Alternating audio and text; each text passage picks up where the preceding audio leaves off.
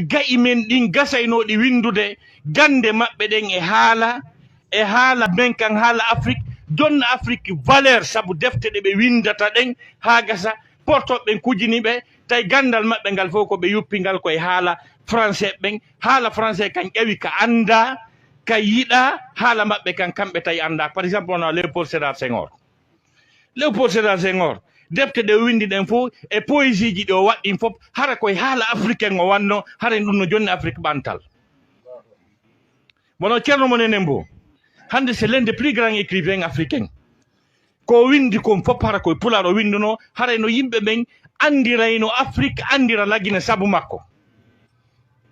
wono Camara Laye wono Alioune Fantouré en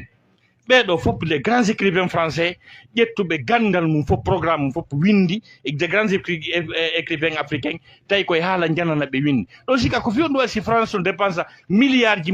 euro fi francophonie e wurnitogol haala maɓɓe kan ɗo sika ɗum ko ni tun donc ɓay haray fof wolta ko ɗo en tongata honorable ɓe dowa ƴettude konngol haray mi darotowa ɗo ko anni gollen tuyen teddin haala men kan ko parce que ko haala ka goɗɗo wowli kan o wawata fensitirde ko faala fensitirde kon Allah daali wa ma arsalna min rasulin illa bi lisani qawmihi min nelali nelaɗo hande si wona e ɗengal yimɓe makko ɓe wawa si goɗɗo wiye limaza o wili yubayyina lahum